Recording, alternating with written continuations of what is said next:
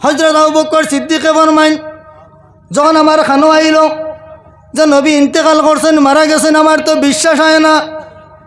আমি নবীজির মুখ মুবারকর কাপড় সরাইছি, সরাইয়া যখন রসুলুল্লাহর মুখ মুবারকের দিকে আমি চাইছি, চাওয়ার পরে দেখি রসুলুল্লাহ হালকা করিয়া মুস্কি আসি একটা দিছন। যে মুস্কি আসির অর্থ হইল, আবু বকর দে, আমি মরি কিবা তো না মরি, আমারে তোমরা কিন্তু মাটি দেওয়া লাগব। এই কারণে কোনো মানুষ মারা গেলে তার বিবিরে অন্য কেউ বিবাহ করা জায়েজ আছে 4 মাস 10 দিন পরে। আর বা আশুরু আশরা, আমি যদি মারা যাই 4 মাস 10 দিন পরে আমার বিবিরে বিবাহ করতে পারবাই যে চায়। কিন্তু কোনো নবী অকল জমিন ছাড়িয়ে যাওয়ার পরে তাদের বিবি অকলরে কেউ আর বিবাহ করতে পারতায় নাই। তাহলে বোঝা গেল এরা জীবিত, এই কারণে বিবিরে কেউ বিবাহ করতে পারতায় না। আমি মারা যাওয়ার পরে আমার সম্পত্তি যা আছে, বাঘ হইব, বাইয়ে ভাইব, বইনে ভাইব, ছেলে ভাইবা, মেয়ে ভাইবা। কিন্তু কোন নবীগণ জমিন থেকে যাওয়ার পরে তাদের সম্পত্তি কিন্তু ভাগ হয় না। বোঝা গেল নবীগণ যারা আসেন এরা রোজার মধ্যে সশরীরে জীবিত আসেন। এই কারণে আল্লাহর হাবিব জনাব রাসূলুল্লাহ সাল্লাল্লাহু আলাইহি ওয়াসাল্লাম রোজার মধ্যে সশরীরে জীবিত, এমন ভাবের জীবিত নবীজির কাছে আমরা উম্মতের আমল সকাল বিকাল 2 বার নিয়ে দেখানি হইতে আছে। আল্লাহর হাবিবের ফরমান, আমি জীবিত তোমাদের জন্য ভালো, আমি জমিন ছাড়িয়ে যাও তোমাদের জন্য ভালো। হায়াতি খাইরুল লাকুম ওয়া মামাতি খাইরুল লাকুম, আমি জমিনে থাকাও তোমাদের জন্য ভালো, আমি জমিন ছাড়িয়েও যাওয়া তোমাদের জন্য ভালো। কারণ আমার সম্মুখে আমার উম্মতের আমল নামা সকাল বিকাল 2 বার দেখানি হইবে। যদি আমলের মধ্যে কোনো ভালো কাজ দেখি, যদি আমলের মধ্যে কোনো নেকি দেখি, যদি আমলের মধ্যে কোনো পুণ্যতা দেখি, আমি আল্লাহর সামনে আল্লাহর প্রশংসা আদায় করি যে আয় আল্লাহ, আপনার শুকরিয়া, আমার উম্মতরে আপনি পুণ্যতা করার হুকুম দিছ। আর যদি আমার কোনো উম্মতের আমল নামার মধ্যে যদি কোনো গুনার কাজ দেখি, পাপের কাজ দেখি, নবীজি ফরমান আমি আল্লাহর দরবারে দোয়া করি, আয় আল্লাহ, আমার গুনাহগার উম্মতরে আপনি মাফ করিয়া দেও। পুরা 63 বছরের জীবনে না পেট ভরি খাইছন, না চোখ ভরি ঘুমাইছন। নবীজি 63 বছর জীবন উম্মতি উম্মতি কইয়া কান্দিছন। আজ পর্যন্ত নবীজি রওজা শরীফের মধ্যে উম্মতের জন্য কান্দিতে আসেন। এমনকি কিয়ামতের দিন আল্লাহ একটা আসন রাখবাও, নবী আপনি আসনের মধ্যে বউ, আজকে আপনি সভাপতি, যে আসনের কথা আমরা আজানের দুয়ার মধ্যে পড়ি, ওয়াবাসু মাকামাম মাহমুদান ইল্লাযী ওয়াতা, মাকামে মাহমুদ একটা সিংহাসন, একটা আসন। ও নবী আজকে আপনি এই আসনের মধ্যে বউ। ও নবী আপনি অনেক কষ্ট করছো গো, আপনার পিঠের মধ্যে উটের বোর্ড রাখা হয়েছে, আপনি কান্দিছ। আপনার তায়েফের মানুষে পাথর মারিয়ে রক্ত বাইর করছে, আপনি কান্দিছ। ও নবী ওদের ময়দানে আপনার দান শহীদ হয়েছে, আপনি কান্দিছ। ও নবী পশুয়ার পরে না মা দেখলাই, জমিনের জন্ম হওয়ার পরে না বাবা দেখলাই। নবীজি আজকে আপনি এই মাকামে মাহমুদ আসনের মধ্যে বসো, আজকে আমি আল্লাহ হাসরের মাঠে বিচার করমু, আপনি আপনার নয়ন পরিয়া আমার বিচার দেখতাই। নবীজি কইবা আল্লাহ, সারা জীবন যে উম্মতের জন্য খান্দিলাম, সারা জীবন যে উম্মতি উম্মতি কইয়া জীবন যাপন করছি, আজকে যদি আমি এই মাকামে মাহমুদের মধ্যে বসি, তাহলে আমার গুনাহগার উম্মত আজকে দুজখের মধ্যে যাইবা গিয়া। এই কারণে রাসূলুল্লাহ ফরমায়, ও আমার সাহাবীরা, কিয়ামতের মাঠে 3 জায়গার মধ্যে আমারে তলব করিও, নিশ্চয় কোনো না কোনো জায়গার মধ্যে আমারে ভাইবাই। ইয়া রাসূলুল্লাহ কোন 3 জায়গা? আল্লাহ রবি বাবার মাইনে 1 নম্বর জায়গা হইল ফুলচিরাতর ফুলর দ্বারা আমারে তুকাইও। আমার যদি কোনো উম্মত, কোনো গুনাহগার উম্মত ফুলচিরাতর ফুলের মধ্যে আটকে যায়, তাহলে আমি নবীজি আল্লাহর দরবার থেকে ছুটাইয়া দিব। 2 নম্বর ইয়া থাকলো মিজানের দ্বারা আমারে থুকাইও। আমার কোনো উম্মত যদি মিজানের মধ্যে আটকে যায়, আমি আল্লাহর দরবার থেকে ছুটাইয়া দিব। আর 3 নম্বর হইল দুজখের গেট একবার তুকাইও, আমার কোন উম্মত আমি দুজকের মধ্যে যাইতে দিতাম না। আল্লাহর হাবিব কিয়ামতের দিন মোট 5 বার শাফায়াত করবা। অনেক মানুষের শাফায়াত মানি না, রাসূলুল্লাহ কিয়ামতের দিন মোট 5 বার শাফায়াত করবা। হাসরের বিচার শেষ হওয়ার পরে জান্নাতীরা জান্নাতের মধ্যে চলিয়ে যাইব, দুজকিরা দুজকের মধ্যে চলিয়ে যাইবা। এরপরে নবীজি কইবা যে আহে আল্লাহ, বলেওনি আমার কোন উম্মত যে উম্মতে পড়িলাইছে লা ইলাহা ইল্লাল্লাহু মুহাম্মাদুর রাসূলুল্লাহ, এমন কোন উম্মত বলেওনি দুজকের মধ্যে গেল, একটা বার আমি দুজকের মধ্যে ঢুকিয়া যাইতাম।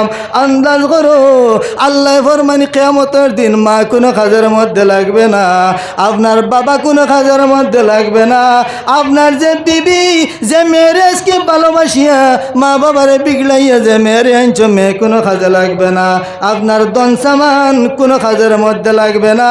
সেই দিন আর যদি কেউ আপনার পক্ষে না থাকে, দিনের নবী মুহাম্মদুর রাসূলুল্লাহ আপনার পক্ষে হাসরের মাঠে দাঁড়াইয়া থাকবা। এমনকি রাসূলুল্লাহ ফরমায় আমি নিজে দুজকের মধ্যে ঢুকিয়া হেরমারি তুকাইমু, আমার কোনো একটা উম্মত নিয়ে আজকে দুজকের মধ্যে আটকে গেছ। আল্লাহুম্মা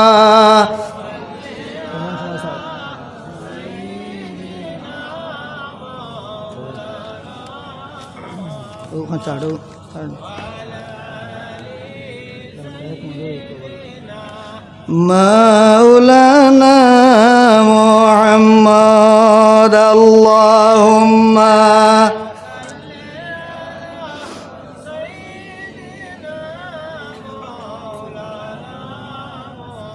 ওয়ালা আলি সাইয়্যিদিনা। সুতরাং আজকে আমরা যে অলির দরবার আইছি, এই অলি রোজার মধ্যে সশরীরে জীবিত, এটার হয় কেরামত, আজকুর কেরামত। আমি তো ফাজিল মাতিয়া লাভ নাই, মাতিয়া লাভ আছেন? সিকন্দর আলী সাহেব আমি চিনিও না, দেখছি না, আজ হইলাই রোজাত আমি আইছি, ফাজিল মাতিয়া লাভ নাই। কালকে রাত পর্যন্ত মাত কথা আমার লাগে 12টার দিকে আমার টাইম, বা 12টার পরে। আমি কইছি আচ্ছা ওইব, আমি 11টায় আজিম, আমার হাইলাকান্দির 10টার সময় প্রোগ্রামে গু, তো এগু সন্ধ্যা পরে আসলাম, আমরা তাহলে হগু হারিয়া তিতে খাইয়া হইয়া এই নয় 12টায় আজিম। রাত ফাইনাল মাত হইছে আমার ইকবাল ভাই, তাই বিদেশ তখন তান লাইনে মাত হইছে কমিটির লাগে। রাত মনে মনে কইছে নয়া জায়গা খানো যাই, আর যদি তোরা আগতিলা হইতো ওয়াজ করতেও ভালো লাগলো না, মরেও মানছে চিনলাও না। বিয়ানে ফইলার ফোন গেছে আমার সেক্রেটারি সাহর, বলে মাগরিব পরে আমরা যে রুটিন মোতাবিক যে হুজুর আসলা তান খেয়ে মারা গেছে, তাই পরে আই বাবা মিস মারতে হরেন, আপনিও নইয়া নমাজ পড়েন, জুড়ে কন্যা সুবহান আল্লাহ। এগো কেরামত, এগো কিতা, এগো কেরামত। আমরা এই আইসি বুদ্ধা পাইছিনি, ফেসবুক করলেও দেখায় লাগাইয়া পিরিতের ডুরি আলগা তাকি টানে রে, আমার বন্ধু মহাজাদু জানে, আছে নানি? আমি হামাইলাম এম রহমান শুভ সন্ধ্যা শুনতাম, দেখো এগু গান গাইলে গুণা হইব। এগু যদি গান আপনি মডিফাই করিলেন, যদি অলির সানো মা বাবার সানো গানটা লই আইন, শব্দ যদি তোরা চেঞ্জ করিলেন, তাহলে এটা হয়ে যাইব ইবাদত। জোরে কইন সুবহানাল্লাহ।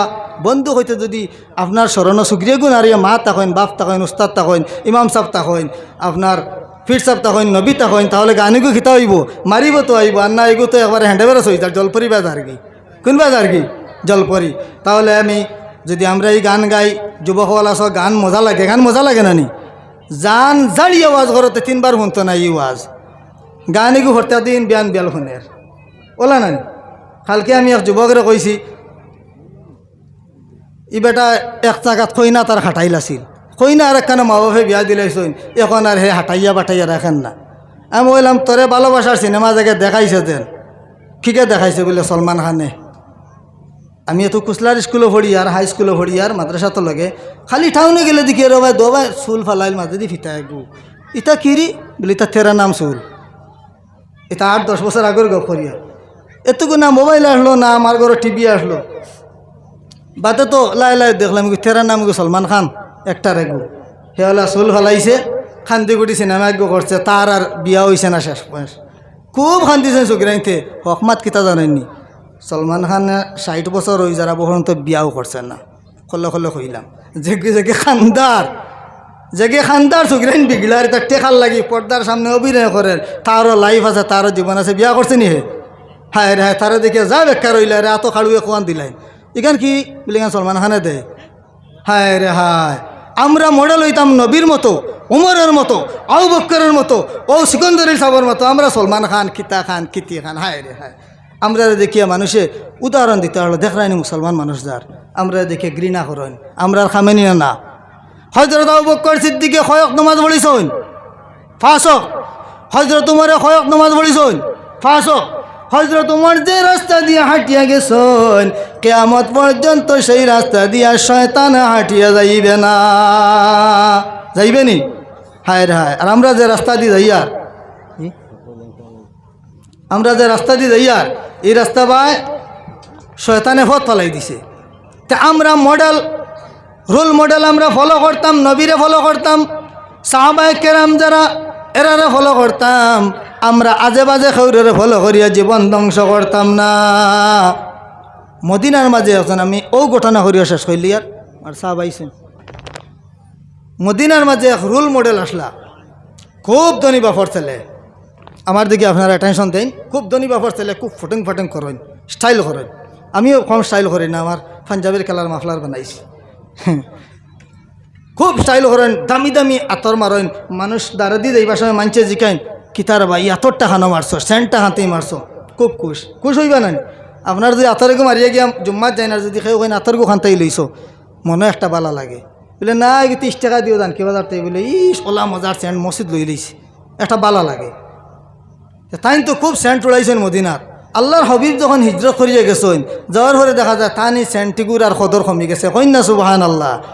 ডাইনে দিতে যায়, দেখা যায় ডাইনর যে যার তার সেন্ট বেশ, বাবা দি যে যায় তার সেন্ট বেশ। সামনে যে আগে জিকাইতো সেন্ট খানতে গেলেইছ তার গোত্র বেশি খুশবু। জিজ্ঞাসা করলাম মদিনার মানুষ, ইতা সেন্ট ইতা খুশবু তোমরা খানো ভাইলাই? মদিনার মানুষে জিকাইলা দুনিয়ার কোনো আতর, দুনিয়ার কোনো পারফিউম, দুনিয়ার কোনো সেন্ট আমরা গোত্র লাগাইছি না রে। মক্কা তাকি দিনের নবী হিজরত করিয়া মদিনার মধ্যে আইছেন, আমরা গ্রহণ করছি, আমরা বুকুর মাঝে স্থান দিছি। সেই নবীর সঙ্গে যখন আমরা মুসাফা করি, সেই নবীর সঙ্গে যখন আমরা হ্যান্ডশেক করি, নবীজির বদন তাকি যে গাম আমরার শরীর লাগে, এই গাম তাকি খুশবু বাহির হয়, যেরকম সুবহানাল্লাহ।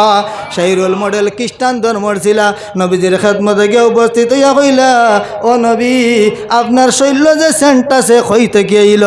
নবী ফরমাইন এটা দুনিয়ার কোনো আতর নাই, আমার আল্লাহর পক্ষ থেকে দেওয়া আমার বদনে যে গাম আছে, এই গাম হইয়া থাকলো আতর। এর জন্য হযরতে উম্মে সুলাইম রাদিয়াল্লাহু তাআলা আনহা দেখা যায় একদিন নবীজি ঘুমের মাঝে নবীজির শরীর থাকি, নবীজির ঠোঁট থাকি, নবীজির গাল থাকি গাম মুবারক একটা আতরের শিশির মধ্যে ঢুকাইতরা। নবীজি ঘুমো, জিজ্ঞাসা করা হলো, ও উম্মে সুলাইম তুমি কি কারণে নবীজির গাম মুবারক ডিবির মধ্যে ঢুকারায়? হযরত উম্মে সুলাইমে ফরমাইনো, সাহাবীরা রে, এই গাম আমি সংগ্রহ করিয়া, এই গাম আমি সাইব করিয়া আমার ঘরের মধ্যে রাখিমু। আমি মারা যাওয়ার আগে আমার ছেলে মেয়ে অলিয়া উলিয়া যারা আছেন তারারে আমি ওসিয়ত করিয়া যাইমু। আমি মারা যাওয়ার পরে আমার কাপড়ের মধ্যে দুনিয়ার কোনো গোলাপ জল ছিটাইও না। আমি মারা যাওয়ার পরে আমার কাপড়ের মধ্যে দুনিয়ার কোনো আতর লাগাইও না। শিশির মাঝে রাসূলুল্লাহর যে গাম মুবারক আমি রাখছি, এই গাম মুবারক আমার কাপড়ের মধ্যে ছিটাইয়া দিও। আমার মাথার মধ্যে যখন বিসমিল্লাহ লেখবাই, দুনিয়ার কোনো আতর দি না লেখিয়া রাসূলুল্লাহর গাম মুবারক দিলে কিও লাভ কি হইব উম্মে সুলাইম? আমার লাভ হইল গিয়া যখন আমার কবরের মধ্যে রাখা হইব, যখন আযাবের ফেরেশতা আইবা আল্লাহর নবীর গাম মুবারকের সুগন্ধ ভাইয়া জান্নাতি বলিয়া আমারে লেখিয়া দেইবা কি যেরকম সুবহানাল্লাহ। আমরা রাসূলুল্লাহর জীবন আদর্শর মাঝে আমরা জীবন গড়িতাম, রাজি আসইন? রাজি আসইন? নবীর জীবন আদর্শ আমরা পড়িতাম। মোবাইল তো সবার কাছে আছে, নবীর জীবনী আপনারা লামাইন, নবীর জীবনী হলেন দেখুন নবীর জীবন যেমন কিলা করছেন, কীভাবে রাজনৈতিক জীবন, কিভাবে সাংসারিক জীবন, ইতা টিভির ইতা দেখিয়া নষ্ট হইবা না, আল্লাহর দোয়াই দিয়া হইয়ার। আমরার আজকের যে যুব সমাজ আছেন, এই যুব সমাজের আত 10 বছর পরে আমরার এই দুনিয়াইয়ার এই সিকন্দর আলী সাবর এই উরুস আজকে যারা আছেন আর 10 বছর পরে রইতা নাই। আপনারা তো আর আজকে যদি আপনারা সঠিক হইন না, কালকে আপনারা এটা সমাজ চালাইতে পারতা নাই, পারবানি?